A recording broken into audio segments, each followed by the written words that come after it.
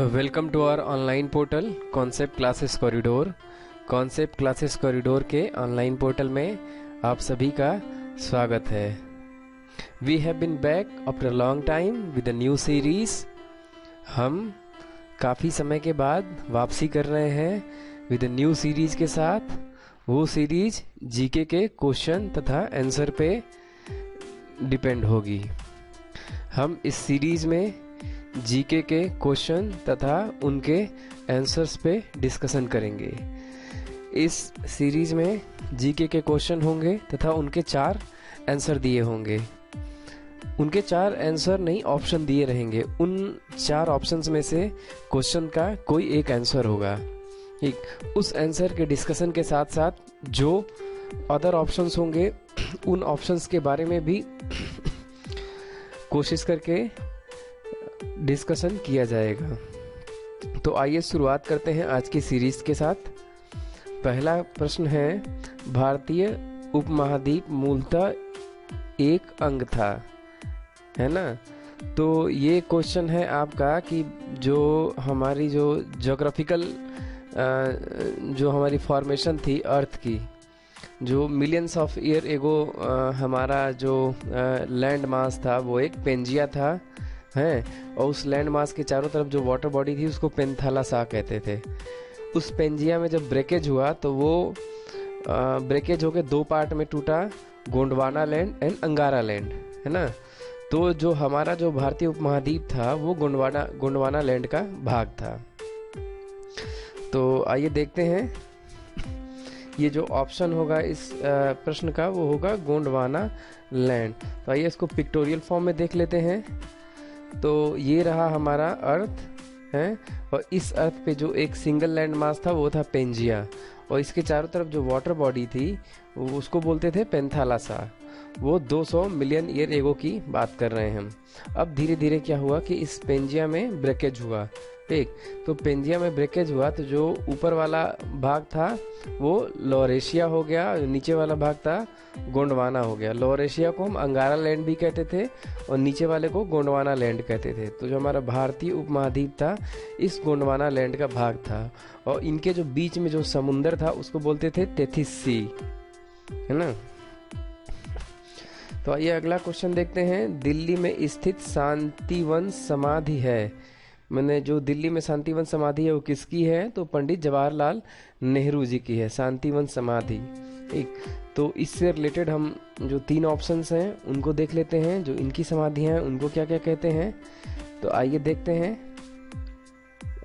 जो इंदिरा गांधी की जो समाधि है उसको बोलते हैं शक्ति स्थल बोलते हैं, और जो लाल बहादुर शास्त्री की समाधि है उसको विजय घाट बोलते हैं, और जो राजीव गांधी की समाधि है उसको वीर भूमि बोलते हैं। इसके अलावा जो महात्मा गांधी की समाधि है वो सभी को पता है, राजघाट बोलते हैं। और आपकी जो संजय गांधी की समाधि है उसका नाम नहीं है, लेकिन वो शांतिवन के निकट ही स्थित है, उसका नाम नहीं दिया था इसलिए नहीं लिखा गया। और जो बाबू जगजीवन राम जो हमारे भारत के उप प्रधानमंत्री हुए उनको समता स्थल बोलते हैं। चौधरी चरण सिंह का जो समाधि स्थल है उसको किसान घाट बोलते हैं। चौधरी चरण सिंह का जो समाधि स्थल उसको किसान घाट इसलिए बोलते हैं क्योंकि चरण सिंह किसानों के नेता थे। अभी इनके सुपुत्र चौधरी अजीत सिंह का कोविड के नाते निधन हुआ है जल्द ही, हाल ही में। वो भी किसानों के काफ़ी लोकप्रिय नेता थे। तो आइए अगला क्वेश्चन देखते हैं। अजंता की गुफाएं कहाँ स्थित हैं? तो अजंता की गुफाएं महाराष्ट्र में स्थित हैं, महाराष्ट्र के औरंगाबाद जिले में स्थित हैं। ठीक, तो आइए देख लेते हैं इसके बारे में, डिटेलिंग देखते हैं। तो जो हमारा अजंता केव है, अजंता केव महाराष्ट्र के औरंगाबाद में है ना। अब ये जो डिस्कवरी हुई थी, जिसको खोजा गया था वो 19वीं शताब्दी में खोजा गया था।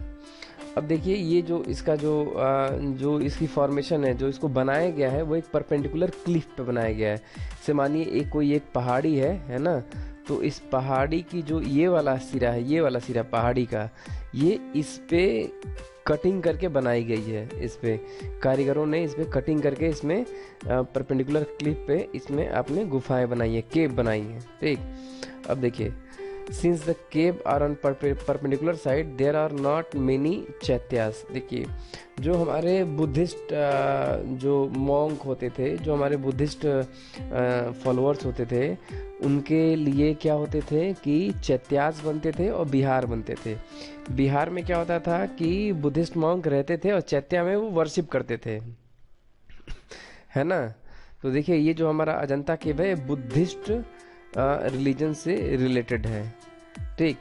अब देखिए यहाँ क्या है, इसमें 25 बिहार हैं और 4 चैत्यास हैं। Red colour than other colours, ठीक। देखिए जो आउटलाइनिंग होती है इसमें जो हमारे केव है, केव के वॉल पे जो पेंटिंग की गई है, उस पेंटिंग में क्या है कि जो हमारी आउटलाइन होती है वो लाल कलर से होती है, और जो बीच में क्या होता है वो विभिन्न तरह के रंगों का उपयोग किया जाता है।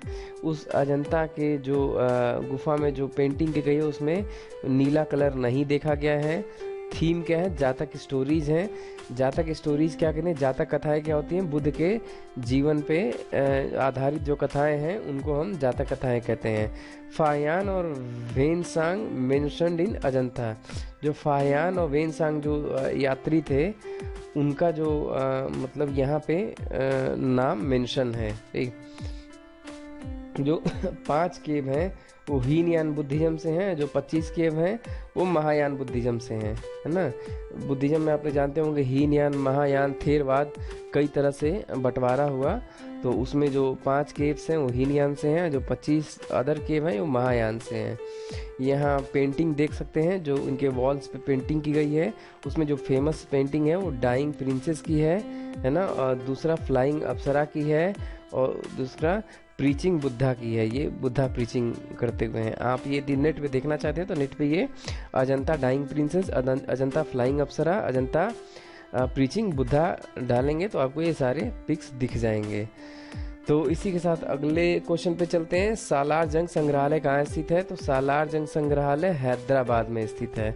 आइए सालार जंग के बारे में देखते हैं। तो सालार जंग क्या है, एक तरह का म्यूजियम है, वो आर्ट म्यूजियम है। दारुल सिफा में ये लोकेटेड है, ठीक है ना। वो हैदराबाद में दारुल सिफा है जो कि तेलंगाना डिस्ट्रिक्ट में है, ठीक, वहाँ लोकेटेड है। ये क्या है कि जो सालार जंग जो म्यूजियम है वो सालार जंग 3rd के डेथ के बाद ये नेशनलाइज कर दिया गया था, मतलब कि ये गवर्नमेंट को हैंड ओवर कर दिया गया था, है ना। जो सालार जंग फैमिली ये उससे रिलेटेड इसमें जो भी आर्टिफैक्ट्स हैं, जो भी वहाँ की कलाकृतियाँ हैं वो रखी गई हैं। उन फैमिली ने क्या किया कि विभिन्न तरह की कलाकृतियाँ, जैसे कि यूरोप से, इजिप्ट से, पर्शिया से, नॉर्थ अमेरिका से, जापान से, चाइना से अपने समय की कलाकृतियों को इन्होंने इकट्ठा किया था। तो वही कलाकृतियाँ अभी भी उस म्यूजियम में आपको देखने को मिलती हैं। तो याद रहेगा सालार जंग जो म्यूजियम है वो हैदराबाद में है, हैदराबाद के दारुल शिफा में। आप बस हैदराबाद याद रखिएगा। तो अगला प्रश्न देख लेते हैं।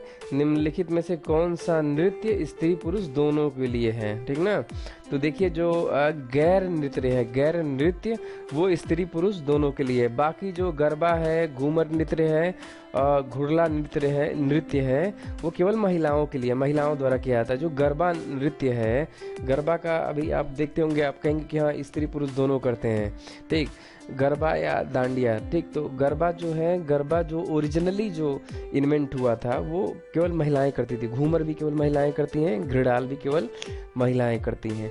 तो आइए देख लेते हैं गैर नृत्य के बारे में। गैर नृत्य को गेर घालना, गेर घुमाना, गेर खेलना, गेर नाचना के नाम से भी जाना जाता है। हालांकि यह नृत्य सभी समुदायों में प्रचलित है, लेकिन मेवाड़ और मारवाड़ में अधिक प्रसिद्ध है। इसे मारवाड़ में डांडिया गेर के नाम से व शेखावटी में गीदड़ के नाम से जाना जाता है। इस नृत्य का इन्वेंशन भीलों के एक नृत्य से हुई है। यह नृत्य प्रमुखतः जन्माष्टमी एवं होली के महीने में किया जाता है। यह नृत्य पुरुषों एवं महिलाओं दोनों के द्वारा किया जाता है। इस नृत्य को देखने के लिए पूरे संसार से लोग आते हैं। देखिए ये ध्यान रखिएगा कि ये कृष्ण जन्माष्टमी होली के समय किया जाता है और इसको महिला और पुरुष दोनों करते हैं और बेसिकली राजस्थान से रिलेटेड है। अब देखिए भीलों ने इन्वेंट किया था, तो भील की जो कुछ प्रजातियां हैं वो मध्य प्रदेश और राजस्थान दोनों में पाई जाती हैं। तो इसका इन्वेंशन जो बेसिकली है आप इसको राजस्थान डालेंगे, है ना। अगला क्वेश्चन देखते हैं, पतंजलि का संबंध किससे है? तो पतंजलि का संबंध है आपका योग दर्शन से। पतंजलि में जो योग दर्शन के सारे नियम बताए गए कि क्या योग क्या होता है, कैसे किया जाता है। तो आइए इसमें देख लेते हैं हमारे जो भारतीय जो दर्शन शास्त्र है वो कितने तरह का दर्शन शास्त्र है। ठीक, तो देखिए आस्तिक दर्शन, इसको षड दर्शन भी कहते हैं। षड दर्शन भारतीय दर्शन परंपराओं में उन दर्शन को कहा जाता है जो वेदों को प्रमाण मानते हैं। ठीक है ना। भारतीय दर्शन बेसिकली वेदों पे आधारित दर्शन है, वेदों पे आधारित दर्शन शास्त्र है। ठीक, इसलिए इसको आस्तिक दर्शन भी कहते हैं, इसे षड दर्शन भी कहते हैं, मतलब 6 होता है। ठीक, ये कुल मिला के 6 हैं। और भारत में भी कुछ ऐसे व्यक्तियों ने जन्म लिया जो वैदिक परंपरा के बंधन को नहीं मानते थे, वे नास्तिक कहलाए, तथा दूसरे जो वेदों को प्रमाण मानकर उसी पे आधारित अपने विचारों को आगे बढ़ाते थे वे आस्तिक कहे गए, है ना। आस्तिक नास्तिक में अंतर समझ में आ गया। आस्तिक दर्शन के कुछ मुख्य भाग है। देखिए अब हमारे यहाँ टोटल मिला के 6 दर्शन है। न्याय दर्शन, वैशेषिक दर्शन, सांख्य दर्शन, योग दर्शन, वेदांत दर्शन, मीमांस दर्शन। ठीक, जो न्याय दर्शन के प्रवर्तक थे वो ऋषि अक्षपाद गौतम हैं। ठीक, और जो वैशेषिका दर्शन के जो प्रवर्तक हैं वो ऋषि कणाद हैं। जो सांख्य दर्शन के जो प्रवर्तक हैं वो महर्षि कपिल हैं, कपिल। योग दर्शन के हैं पतंजलि मुनि हैं। वेदांत दर्शन के जो हैं वो आदि शंकराचार्य, रामानुज और श्री माधवाचार्य जी हैं। जो वेदांत दर्शन है वो 3 भागों में बटा है, अद्वैत वेदांत, विशिष्ट वेदांत, अद्वैत वेदांत। ठीक, इन तीनों के अलग अलग ये हैं। पहले के अद्वैत के आदि शंकराचार्य, विशिष्ट अद्वैत के रामानुज और अद्वैत के हैं श्री माधवाचार्य। और मीमांस दर्शन के रचयिता है महर्षि जैमिनी। ये आपको धीरे धीरे पढ़ेंगे तो आपको याद हो जाएगा, दिमाग पे ज़्यादा जोर डालने की जरूरत नहीं है। तो आइए अगला क्वेश्चन देखते हैं, ब्रह्म समाज के संस्थापक कौन है? तो ब्रह्म समाज के संस्थापक राजा राम मोहन राय हैं। अब देखिए ये जो भी हमारे यहाँ जो मुख्य जो संस्थाएं हैं उनके संस्थापक के नाम हैं, ये आप पढ़ लीजिएगा या मैं एक बार पढ़ के आपको बता देता हूँ। जो ब्रह्म समाज के हैं राजा राम मोहन राय, प्रार्थना समाज के हैं डॉक्टर आत्माराम पंदुरन, आर्य समाज के हैं Swami Dayanand Saraswati, theosophical society madam HP Blavatsky and the colonel HS Olcott. ठीक है ना। रामकृष्ण मिशन के स्वामी विवेकानंद हैं। अलीगढ़ मूवमेंट के sir Syed Ahmad Khan and others. Deoband movement के मोहम्मद कासिम वांतावी and Rashid Ahmad Gangohi. Missionary of charity mother Teresa. Home rule movement Annie Besant Bal Gangadhar Tilak and Bharatiya Vidya Bhavan. Kanhaiya Lal Manik Lal Munshi, the people's union of civil liberty and the democratic right. Jayaprakash Narayan, आप इनको JP के नाम से भी जानते हैं। चिन्मया मिशन स्वामी चिन्मयानंद। ठीक, people's education society doctor BR Ambedkar and Vishwa Bharati Rabindranath Tagore. इसमें से जो कुछ इंपॉर्टेंट है उसमें से है ब्रह्म समाज, प्रार्थना Samaj, Arya Samaj, theosophical society, Ramakrishna mission and home rule movement है। एंड बस इतना आपको याद होना चाहिए। ठीक, और देखिए और भी इम्पोर्टेंट है अभिनव भारत आप याद रखिएगा, चिपको याद रखिएगा आप, नर्मदा बचाओ आप याद रख सकते हैं। इट में बी आस्क इन एग्जामिनेशन, ये आपके एग्जामिनेशन में पूछा जा सकता है। भूदान मूवमेंट का याद रख सकते हैं। तत्वबोधनी सभा का याद रख सकते हैं। एक वहाबी मूवमेंट का याद रख सकते हैं। एक आप बार बार जब इसको रिवाइज करेंगे या नोट डाउन करके कॉपी में कहीं लिखेंगे तो आपको याद हो जाएंगी चीज़ें। अगला क्वेश्चन देखते हैं। लोसांग एक उत्सव है जो मनाया जाता है सिक्किम में मनाया जाता है। लोसांग सिक्किम, है ना। आइए अदर देख लेते हैं। सिक्किम में कैसे मनाया जाता है? तिब्बती लूनर कैलेंडर के अनुसार साल के 10वें महीने में 18वें दिन लोसांग उत्सव मनाया जाता है। यह उत्सव मुख्य रूप से 4 दिनों तक जारी रहता है। यह ऐसा समय है जब किसान अपनी फसलों की कटाई का जश्न मनाते हैं। अब ये देखिए अरुणाचल प्रदेश में कौन कौन सा उत्सव मनाया जाता है, तो सोलुंग, लोसार, मोपिन-द्री, नेची। देखिए आप एक बार पढ़ लीजिएगा, दिमाग पे ज़्यादा जोर डालने की ज़रूरत नहीं है, क्योंकि बहुत सारे डेटाज हैं जो आपको रटने हैं या दिमाग में रखने हैं। तो जो अननेसेसरी के डेटा है आप उनको मत पढ़िएगा। तो ये बस ऐसे आप एक बार पढ़ लेंगे, याद रहेगा, नहीं तो इस पर ज़्यादा इम्फेसाइज करने की ज़रूरत नहीं है। There is no need for unnecessary datas.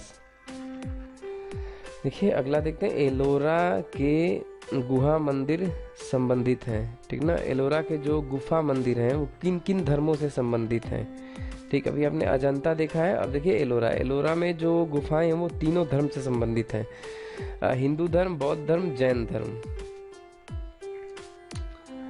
अब देखिए जो एलोरा में जो टोटल नंबर ऑफ केव्स हैं वो 34 केव्स हैं।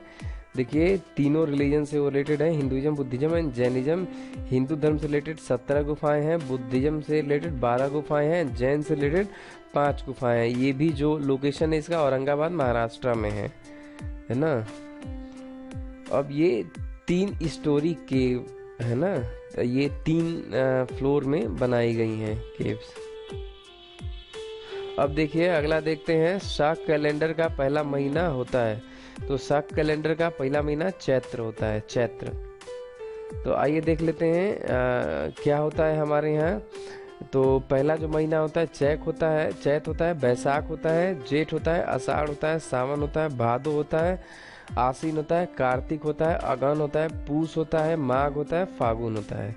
ठीक, और ये जो डेट दिए गए हैं ये कब कब स्टार्ट होते हैं ग्रेगोरियन कैलेंडर के हिसाब से। जो हमारा शक कैलेंडर है, शक कैलेंडर, ये ग्रेगोरियन कैलेंडर के हिसाब से कब कब ये किस डेट पे पड़ते हैं और कितने कितने इसमें नंबर्स अपडेट होते हैं ये लिखा गया है। अब देखिए अगला क्वेश्चन है, चार मीनार कहाँ स्थित है? तो चार मीनार हैदराबाद में स्थित है। अगला क्वेश्चन देखिए, अंतर्राष्ट्रीय मजदूर दिवस कब मनाया जाता है? तो अंतर्राष्ट्रीय मजदूर दिवस 1 मई को मनाया जाता है। अगला है, नौकरशाही की नियुक्ति की प्रकृति कैसी होती है? तो नौकरशाही की नियुक्ति की प्रकृति अस्थायी होती है। नौकरशाही मतलब ब्यूरोक्रेट्स की जो सचिव के तौर पे जो नियुक्ति होती है कि हाँ ये सचिव हो गए, वो सेक्रेटरी हो गए, तो उनको अस्थायी नियुक्ति दी जाती है ना। अब गिरनार पहाड़ियाँ कहाँ स्थित है? गिरनार पहाड़ियाँ गुजरात में स्थित हैं।